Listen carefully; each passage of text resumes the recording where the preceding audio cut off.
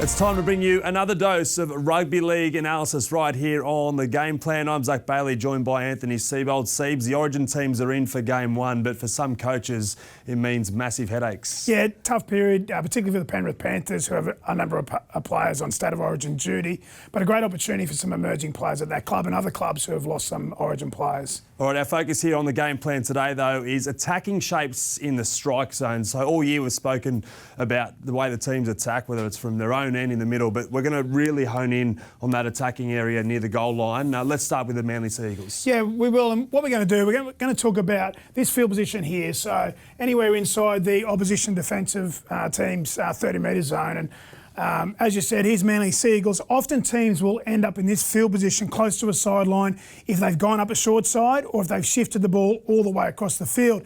Now, traditionally in rugby league, up until a couple of years ago, off a sideline, most teams would just reset the attacking shape back into that field position there. But what that would allow the defensive team to do is reset their spacing. So a couple of years ago, this became a bit of a trend. So what I want you to have a look at is Ryan Madison for the Parramatta Eels. And Ryan's in this field position here. He's what we call the four-in defender for the Parramatta Eels. And he's a very good visual cue for the Manly team or all attacking teams to have a look at. So rather than, as I said, reset the defence by just banging the football in there with the hit up, what teams will look at is his space. And the space that he's covering is inside that 50 field position where the black dot is. So now there's only three defenders. 1, 2, 3 defenders marking over half the field. So Manly Sea Eagles, great vision here from them. They'll shift the ball all the way back across because of that visual cue there. You can see Madison's inside that black dot, 3 defenders marking half the field.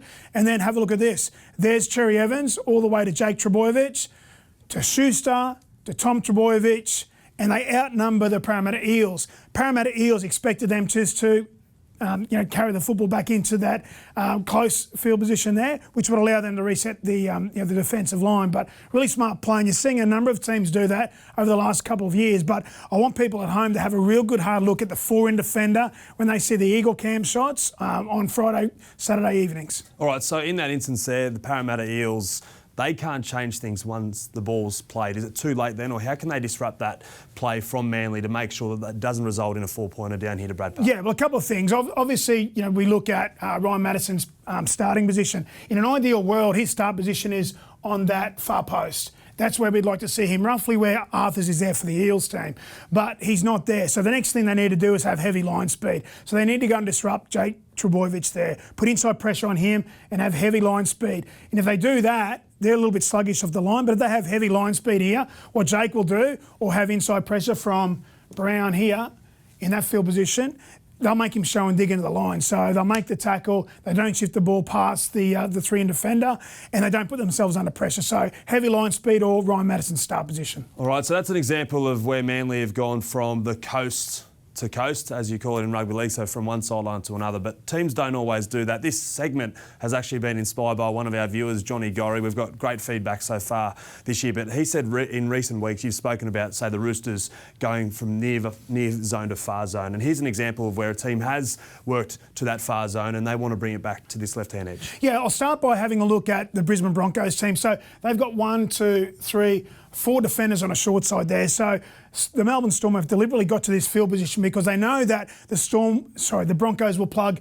at least 3 defenders, possibly 4 defenders on that short side of the field. Now, the other thing I want you to have a look at is this. You'll have a look at the ball players. So this is what we call trio shape. And by trio shape, I mean the 7, 6 and 1 all playing together on the same side. So there's Hughes, there's Cooper Johns, and there's Nicho Hynes. So all 3 of the ball players for the Melbourne Storm on that same side of the field. Modern rugby league's been heavily criticised for the 7 and the 6 not combining, but if you actually have a look at wider field position shapes in rugby league, you'll see more and more these days the 7, 6 and 1 all being on the same side.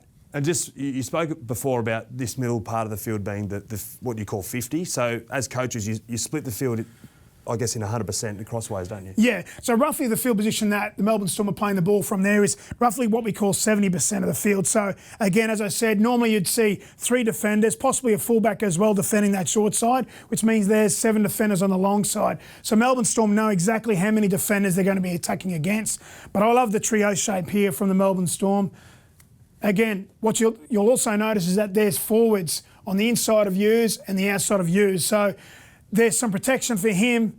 Really good ball playing there by Cooper Johns and Nico Hines puts Josh Adokar in the corner. But that's what most teams are doing from that wider field position shape, roughly around that 70% of the field. And they're playing all their halves and fullback together on the same side. A very impressive unit, the Melbourne Storm, when you consider a couple of those guys in that spine, Hines and Cooper Johns, aren't regular members of that spine. So it's that next man up mentality. So you said there it's the trio, as you call it in rugby league circles, when you're wider. What happens if you end up in that middle region under the sticks? Yeah, so a really good example from the weekend's game, the Bunnies versus the Parramatta Eels again. And what I want to do now is just draw a line from that field position all the way to the post. So roughly, that's what we call 50 field position. So generally speaking, teams will have 5 defenders on each side. Now, as they get closer to the line, what you'll notice, and we've pointed this out before, is that often the fullback will hop in the line. So there's Clint Gutherson on the left-hand side for the Parramatta Eels. And what he's done is he's put 6 defenders, 1, 2, 3, 4, 5, 6. 6 defenders on the long side. Now, the reason why he's done that is this.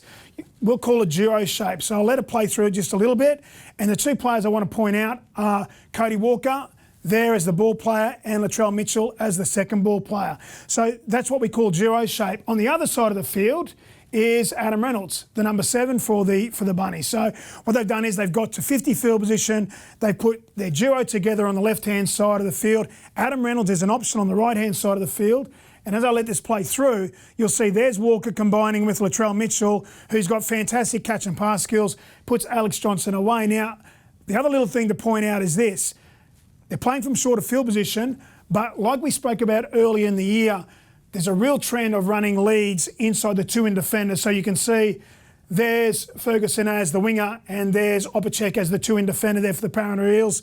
And what they're doing is they're creating a mathematical advantage on the end of the line, but it's from shorter field position and playing with only 2 of the key ball players in the South Sydney team. And Alex Johnson would be one of the happiest men in rugby league right now, playing outside the likes of Cody Walker and Latrell Mitchell, because that catch and pass, we speak about it all the time here, is just electric. Yeah, and Alex Johnson, not dissimilar to Josh Adokar. You know, there's some great finishes in our game, and Alex Johnson's very much up there as well. Okay, so we've just seen them attack from that wider zone, and then the 50, as you call it in rugby league, with bodies behind the halves. Yeah. Let's look at a couple of examples where the shape's a little bit different. We hear commentators, we hear analysts, we hear experts always talk about block plays in rugby league. So can you explain what a block play is in these examples? Yeah, well, and so the biggest thing to point out is now they play the balls inside that 10-metre zone. So what it means is the ball players have to create their own depth because the defending teams don't have to come out as far as you know, coming back 10 metres. So there's the play the ball inside that 10-metre zone.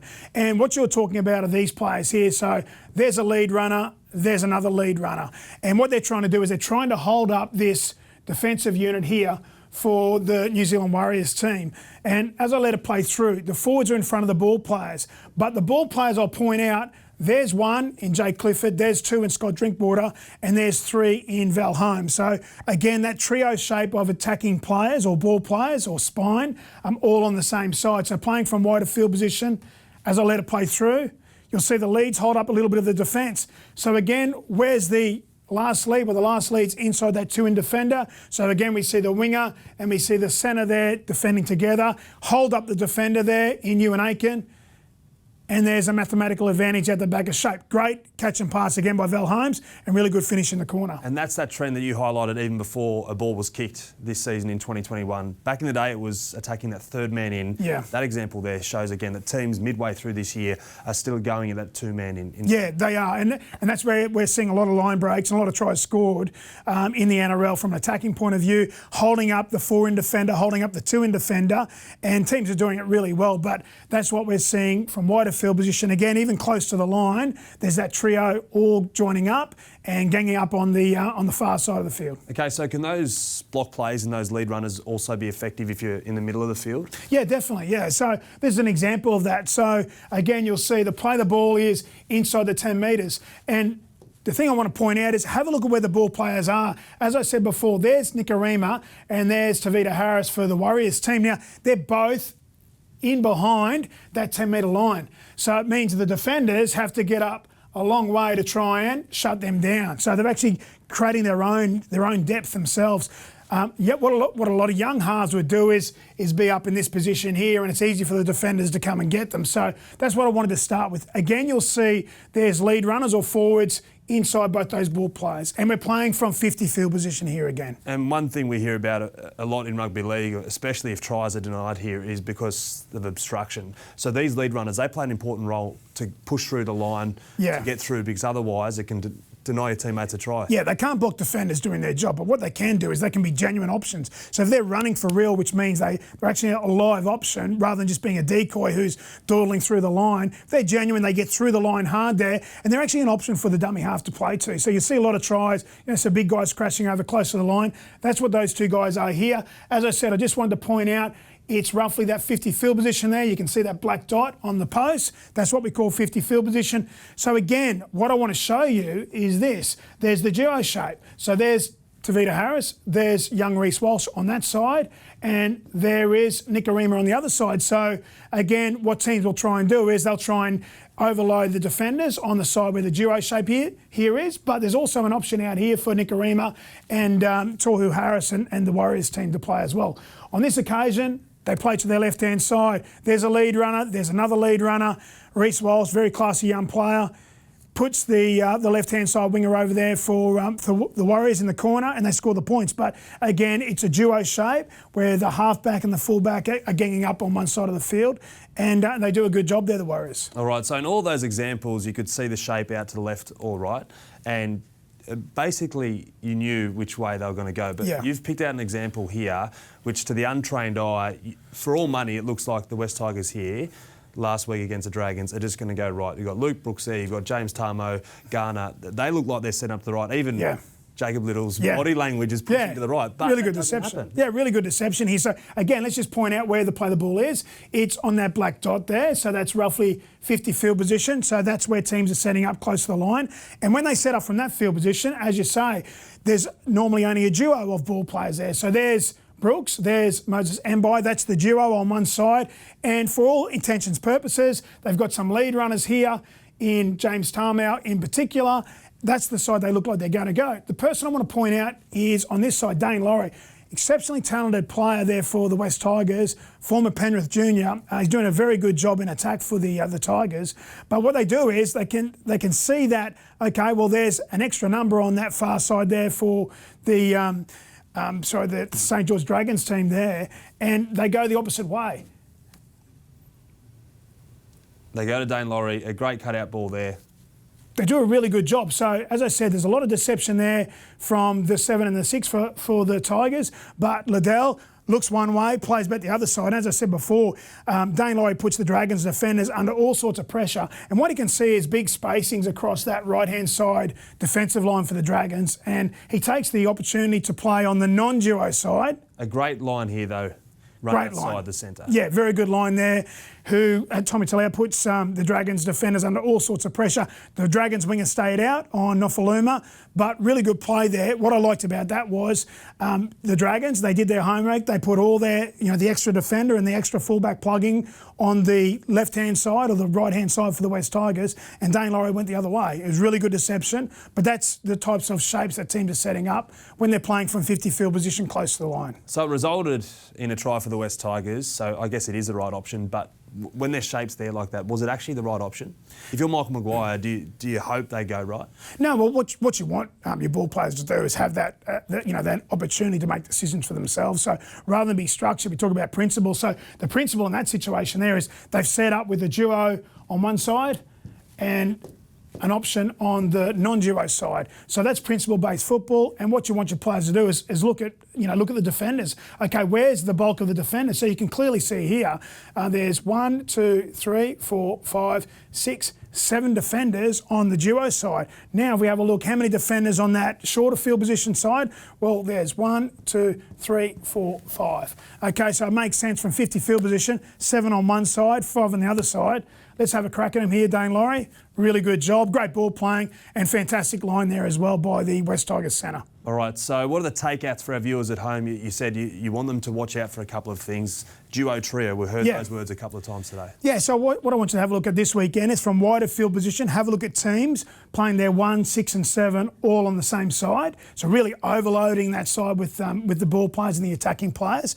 And then from 50 field position, which is the black dot in the middle of the field there, they'll set up with a duo on one side. It might be a 1 and a 6, or it could be a 1 and a 7, or it could even be a 7 and 6 like the Tigers. And then the other ball players on the other side of the field. So have a look at that. You'll see that trend. Obviously the shapes change a little bit from team to team across the competition, but that's the main trend that we're seeing. Trios from wide field position, duos from shorter field position or from 50 field position, and it's a really good opportunity to have a look this weekend at what teams are doing with regards to field positions they're setting up and how many of the spine they put on that side of the field. And we also saw Manly off the top go from one sideline to another. So just lastly, do teams always set up with the same shape, or they've got to be adaptive on the run and react to defensive units? Yeah, often teams, when they land on a sideline, like the first clip, they'll set up with the same shape. So they know it's like a 2-pass, whereas in that situation, there's Jake Trbojevic. If you watch the Rabbitohs play, it's been Damien Cook at different times.